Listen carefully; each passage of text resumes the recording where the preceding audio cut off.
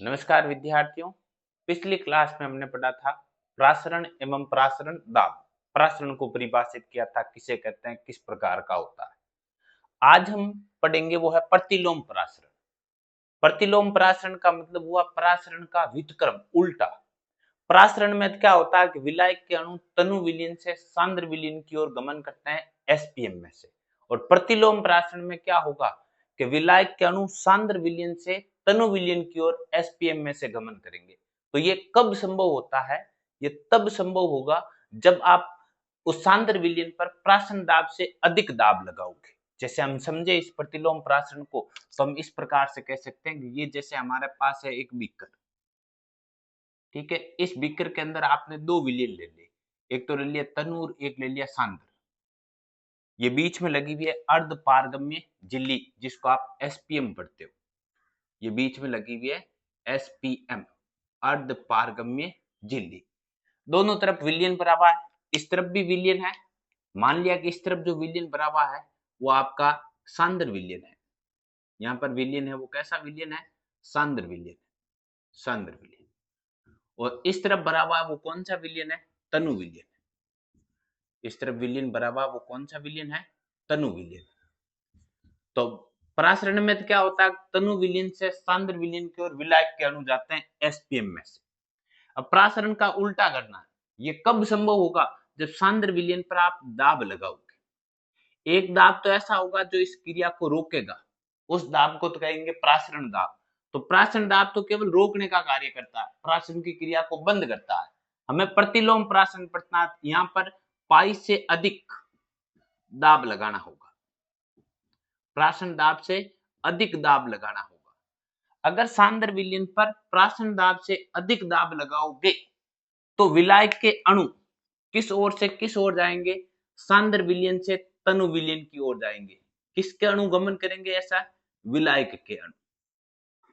जब विलायक के अणु सांद्र विलयन से तनु विलयन की ओर गमन करने लग जाएंगे, इस क्रिया को हम पढ़ेंगे प्रतिलोम प्रासरण। इस क्रिया को हम क्या पढ़ेंगे? प्रतिलोम प्रासरण। ये डायग्राम हो गया प्रतिलोम प्रासरण का। तो प्रतिलोम प्रासरण किसे कहते हैं कि सांद्र विलयन पर प्राशन दाब से अधिक दाब लगाया जाता है, तो विलायक के अणु सांद्र विलयन से तनु विलयन की ओर एसपीएम में से गमन करते हैं। इस क्रिया को कहते हैं प्रतिलोम प्रासरण। ये बन जाएगी इसकी परिभाषा। सांद्र विलयन पर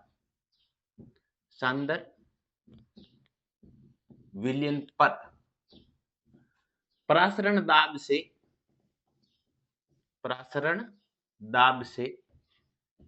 अधिक दाब लगाया जाता है तो विलायक के अणु सांद्र विलयन से तनु विलयन की ओर एसपीएम में से होकर गमन करते हैं। इसे व्युत्क्रम प्रासरण या प्रतिलोम प्रासरण कहते हैं। इसे प्रतिलोम प्रासरण कहते हैं। ये प्रतिलोम प्रासरण की हुई परिभाषा। वापस एक बात समझना आप आराम से कि अगर दो विलयन एक सांद्र है, एक तनु है, आप सांद्र विलयन पर प्राशन दाब से अधिक दाब लगाओगे तो विलायक के अणु सांद्र विलयन से तनु विलयन की ओर गमन करेंगे। इस क्रिया को ही कहते हैं प्रतिलोम प्रासरण। दूसरी इसमें महत्वपूर्ण बात होती है, वो ये है कि इसमें जो एसपीएम है वो किसकी बनी होती है? अर्ध पारगम्य झिल्ली। महत्वपूर्ण प्रश्न है, प्रतिलोम प्रासरण में किसकी बनी होती है? क्योंकि यहाँ पर ये जब क्रिया करवाते हैं प्रतिलोम प्राशन, तो सांद्र विलयन पर प्राशन दाब से भी अधिक दाब लगता है। तो ये झिल्ली अगर सामान्य मजबूत नहीं हुई तो ये टूट जाएगी, प्राशन की क्रिया होनी संभव नहीं है। तो ये झिल्ली है वो मजबूत होती है। किसकी बनी होती है? सेलुलो एसीटेट की। सेलुलोज एसीटेट की बनी होती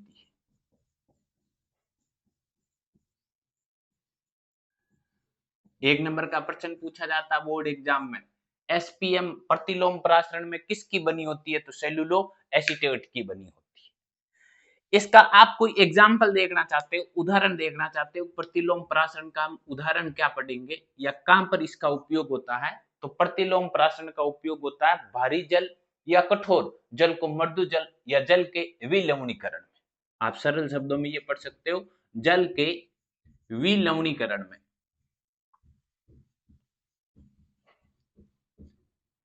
विलवणीकरण में आप इसको ऐसे भी पढ़ सकते हो, कठोर जल से शुद्ध जल के निर्माण में। कठोर जल से शुद्ध जल का निर्माण किया जाता है या मृदु जल का निर्माण किया जाता है, वो कौन सी क्रिया के परिणाम स्वरूप होता है? वो प्रतिलोम परासरण के परिणाम स्वरूप होता है। ये तो हुआ प्रतिलोम परासरण। अब इस प्रतिलोम परासरण के बाद में एक दो परिभाषाएं हैं। जैसे पहली परिभाषा की बात करें हम, तो वो है समपरासारी विलयन।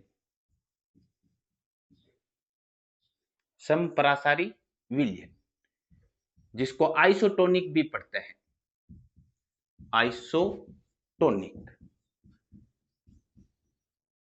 समपरासारी विलयन या आइसोटोनिक। इसका मतलब होता है ऐसे दो विलयन जिनमें दोनों का परासरण दाब है वो समान प्रकार का होता है। इस प्रकार के विलयन में जब भी किसी कोशिका को रखेंगे तो उसमें परासरण की क्रिया संभव नहीं है, क्योंकि दोनों तरफ समान प्रकार का विलयन है। तो परासरण तो तब होता है जब सांद्रता में अंतर होता है। तो आप ये कह सकते हो वह दो विलयन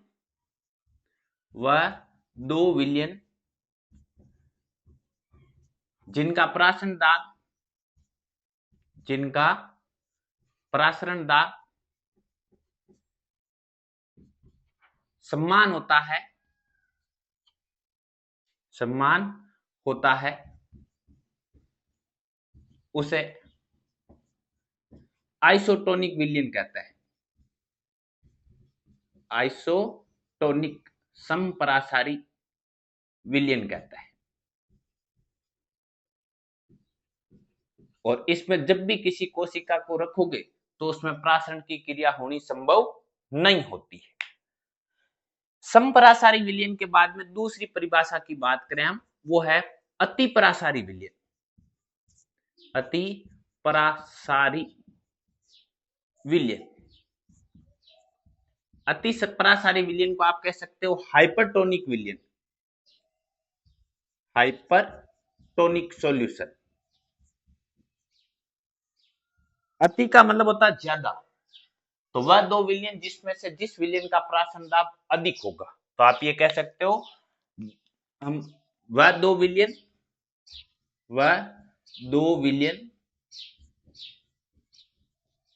जिनमें जिसका परासरण दाब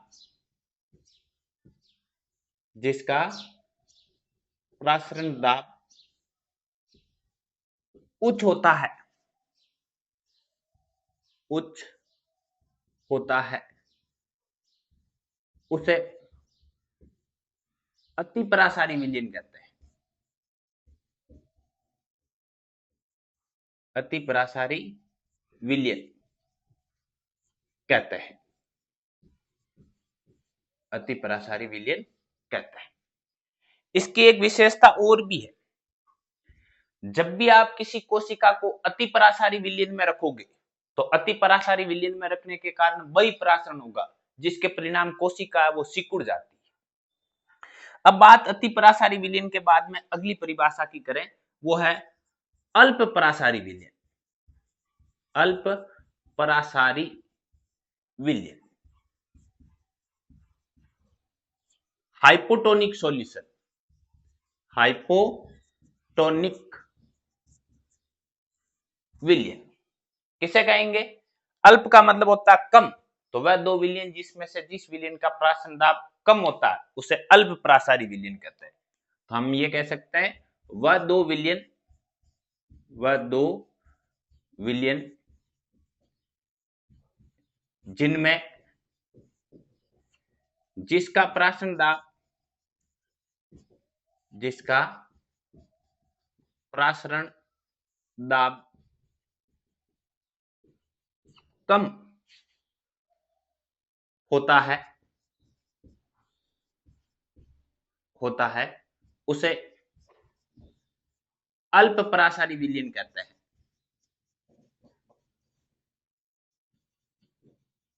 अल्प परासारी विलयन कहते हैं, हाइपोटोनिक सॉल्यूशन कहते हैं। इसमें जब भी किसी कोशिका को रखोगे अल्प परासारी विलयन में तो अंतःप्रासरण होगा, कोशिका है वो फूल जाएगी। ये हुआ प्रतिलोम प्रासरण और कुछ विलयन से संबंधित परिभाषाएं। एक बार हम इनको दोबारा देखते हैं। सबसे पहले बात करते हैं प्रतिलोम प्रासरण की। प्रतिलोम प्रासरण में क्या होता है कि हमने यहाँ डायग्राम बनाया, दो विलयन लिए, एक तरफ सांद्र विलयन है, एक तरफ तनु विलयन है, दोनों पृथक है एसपीएम से, अर्धपारगम्य झिल्ली से। प्रतिलोम मतलब प्रासरण का उल्टा। प्रासरण में तो होता है विलायक के अणु तनु विलयन से सांद्र विलयन की ओर गमन करते हैं। प्रतिलोम प्रासरण में क्या होगा, विलायक के अणु सांद्र विलयन से तनु विलयन की ओर गमन करेंगे। ऐसा कब संभव है?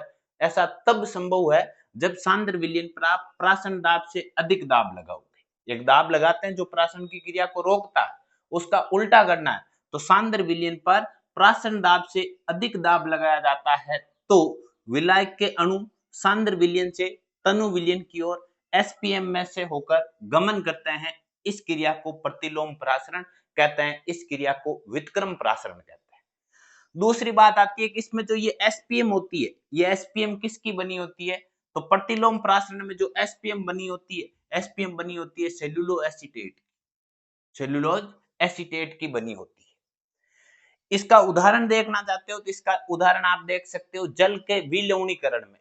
जल में से फ्लोराइड या कैल्शियम मैग्नीशियम के पैक्टेट होते हैं, उनको पृथक करना है तो पृथक करने के लिए, अलग करने के लिए किसका उपयोग करते हैं? प्रतिलोम प्रासरण का उपयोग करते हैं। महत्वपूर्ण है परिभाषा, एग्जाम्पल और एसपीएम का नाम पूछा जाता है एक एक नंबर का, 3 प्रश्न बनते हैं, तीनों ही अलग अलग।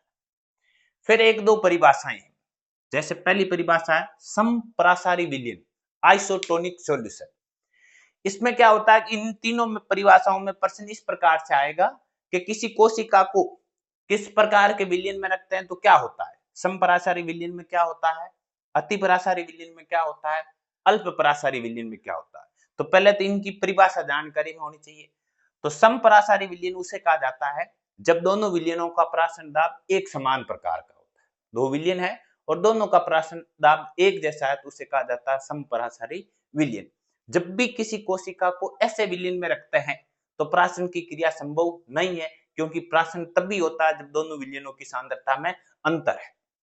फिर दूसरा अतिपरासारी विलयन, जैसा नाम से स्पष्ट है, अति का मतलब ज्यादा, परासारी का मतलब प्रासरण दाब। तो वह दो विलयन जिसमें से जिस विलयन का प्रासरण दाब अधिक होता है उसे कहते हैं अतिपरासारी विलयन। अब इसमें महत्वपूर्ण बात यह है कि इस प्रकार के विलयन में जब भी किसी कोशिका को रखा जाता है, अतिपरासारी विलयन में जब भी किसी कोशिका को रखा जाता है तो वहां पर होगा बहिःप्रासरण। क्या होगा? बहिःप्रासरण। और बहिःप्रासरण के कारण कोशिका आप कह सकते हो क्या हो जाएगी? सिकुड़ जाएगी। जब भी किसी कोशिका को अतिपरासारी विलयन में रखा जाता है तो बहिःप्रासरण होता है, जिसके परिणाम कोशिका सिकुड़ जाती है। इसका उदाहरण देखना चाहते हो तो आप ये कह सकते हो, अगर अंगूर को शर्करा के सांद्र विलयन में रखोगे तो उसमें बहिःप्रासरण होगा, कुछ समय पश्चात अंगूर है वो पिचक जाएगा। बात करते हैं अल्पपरासारी विलयन की। अल्प का मतलब कम, तो वह दो विलयन जिसमें से जिस विलयन का प्राशन दाब निम्न होगा, कम होगा, उसे अल्पपरासारी विलयन कहेंगे। इस प्रकार के विलयन में जब भी किसी कोशिका को रखेंगे तो उसमें अंतःप्रासरण होगा और अंतःप्रासरण के कारण कोशिका क्या हो जाएगी? फूल जाएगी। आप ये कह सकते हो इसमें कौन सी प्रासरण की क्रिया होगी? अंतःप्रासरण। और अंतःप्रासरण के कारण कोशिका वो क्या हो जाएगी? फूल जाएगी, स्फुट हो जाएगी, सेल है वो स्फुट हो जाती है। एक इससे संबंधित महत्वपूर्ण एग्जाम्पल और है कि जो रक्त कोशिका होती है, रक्त कोशिका, रक्त कोशिका में नमक की सांद्रता, एक नंबर का प्रश्न पूछा जाता है, रक्त कोशिका में नमक की सांद्रता कितनी होती है खाली जगह में? तो नमक की सांद्रता वो होती है 0.9% द्रव्यमान आयतन। रक्त कोशिका में नमक की सांद्रता कितनी होती है? 0.9% द्रव्यमान। अब इससे संबंधित भी दो प्रश्न बनता है। अगर इस रक्त कोशिका को आप अति परासारी विलयन में रखोगे तब तो रक्त कोशिका सिकुड़ जाएगी। अगर इस रक्त कोशिका को अल्प परासारी विलयन में रखोगे तो रक्त कोशिका क्या हो जाएगी? फूल जाएगी। यह हुआ प्रतिलोम प्रसारण। उसमें कौन सी एसपीएम प्रयुक्त होती है वो उदाहरण, और उसके बाद में ये तीन प्रकार के विलयन। अब हम बात करते हैं असामान्य आणविक द्रव्यमान की। असामान्य आणविक द्रव्यमान किसे कहते हैं? जब भी किसी विलय को विलायक में घोलते हैं तो वो विलायक में घुलने के पश्चात अगर उसका वियोजन होता है, मीन्स उसका अपघटन होता है या उसका संगुणन होता है, या तो वियोजन होता है या संगुणन होता है, वियोजन या संगुणन में से कुछ होगा, तब उसका आणविक द्रव्यमान है वो वास्तविक द्रव्यमान से भिन्न प्रकार का प्राप्त होता है। इसे कहा जाता है असामान्य आणविक द्रव्यमान। अगर हम इसको परिभाषित करें तो हम ये कह सकते हैं वह विलय जिन्हें विलायक में घोलने पर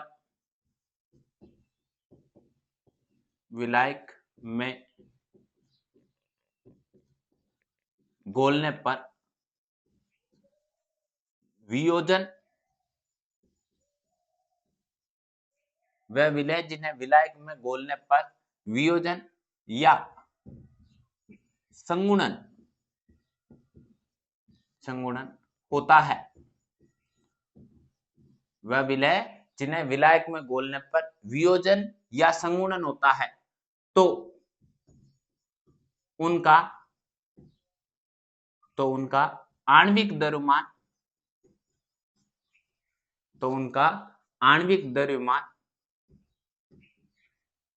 वास्तविक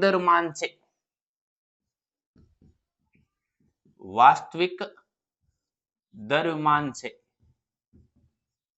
भिन्न प्राप्त होता है, अलग प्राप्त होता है, भिन्न प्राप्त होता है।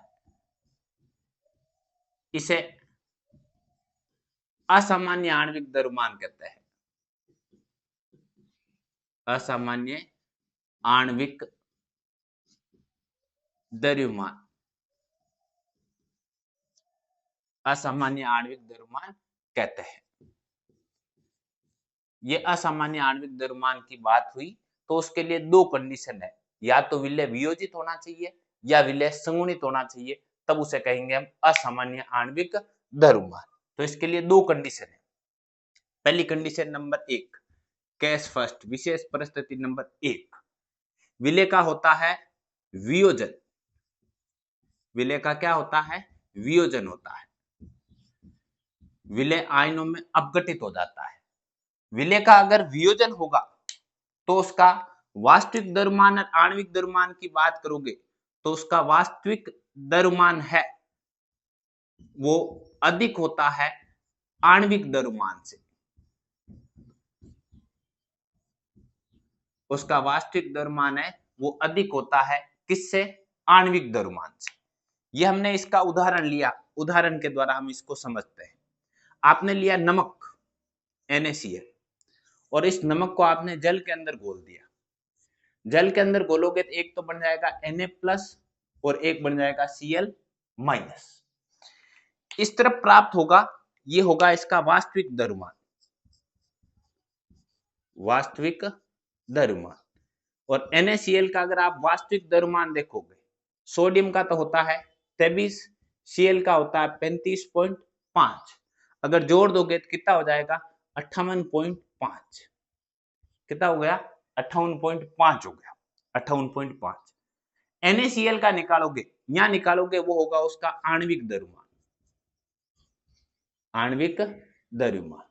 ये निकालने का इसका सूत्र रहेगा कि जो आपका वास्तविक द्रव्यमान है, वास्तविक द्रव्यमान है, उस वास्तविक द्रव्यमान में आयनों की संख्या का भाग दे दो। आयनों की संख्या, कितने आयन प्राप्त होते हैं उनका भाग दे दो। तो वास्तविक द्रव्यमान है वो तो कितना है? 58.5। आयन की संख्या कितनी है? एक Na+ की, एक Cl- की, टोटल आयनों की संख्या कितनी है? 2। अगर 2 का भाग दोगे तो कितना हो जाएगा? 29.25। तो ये था इसका आणविक द्रव्यमान, ये है इसका वास्तविक द्रव्यमान।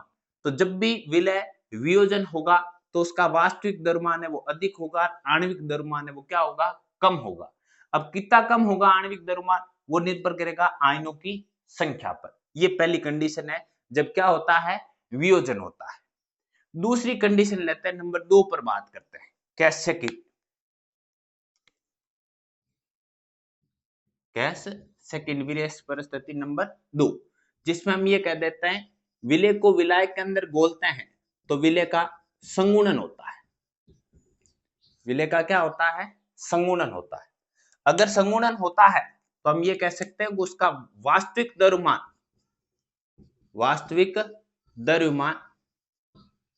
कम होगा, किससे, आणविक द्रव्यमान से। आणविक द्रव्यमान अधिक होगा और वास्तविक द्रव्यमान है वो क्या होगा, कम होगा।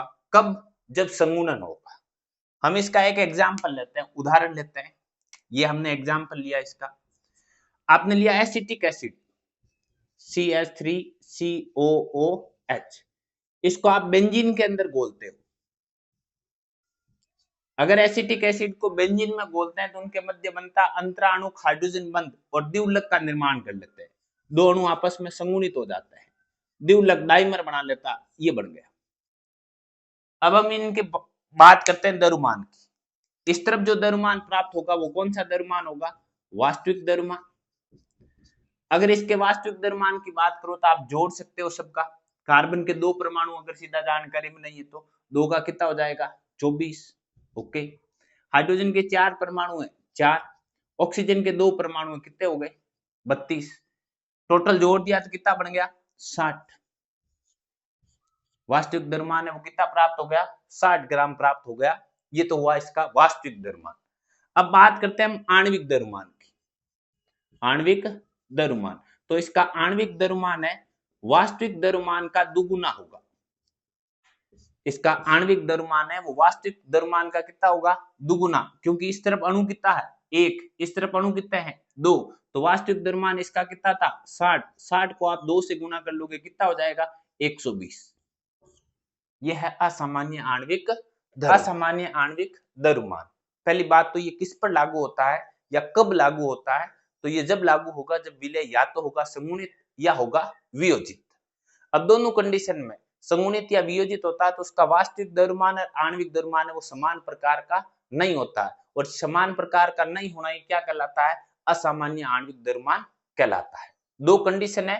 पहली कंडीशन नंबर 1, जब कोई विलय विलायक में घोलने पर वियोजित होता है तो उसका आणविक द्रव्यमान वास्तविक द्रव्यमान से निम्न प्राप्त होगा, कम प्राप्त होगा। और कितना कम प्राप्त होगा वो निर्भर करेगा आयनों की संख्या पर। आणविक द्रव्यमान निकालने का आप सूत्र मान सकते हो, आणविक द्रव्यमान बराबर वास्तविक द्रव्यमान अपॉन आयनों की संख्या। कितने आयन बने, 2 बने, 2 का भाग दे दोगे, और 2 से ज्यादा है तो उसका भाग दे दोगे। जब भी वियोजन होगा आणविक द्रव्यमान है वो निम्न प्राप्त होगा, कम प्राप्त होगा।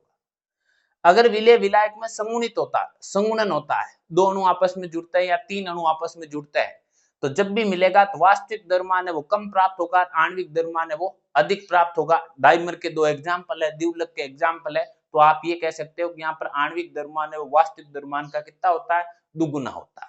तो ये हुआ पहले प्रतिलोम प्रासरण और ये हुआ असामान्य आणविक द्रव्यमान। अगली क्लास में हम बात करेंगे वान हाफ गुणांक की, जो हमारा सॉल्यूशन का अंतिम पार्ट है, लास्ट पार्ट है, वान हाफ गुणांक। अगर आपको ये जानकारी ठीक लगी, अच्छी लगी, तो हमारे चैनल को लाइक करें, शेयर करें और सब्सक्राइब करें। धन्यवाद।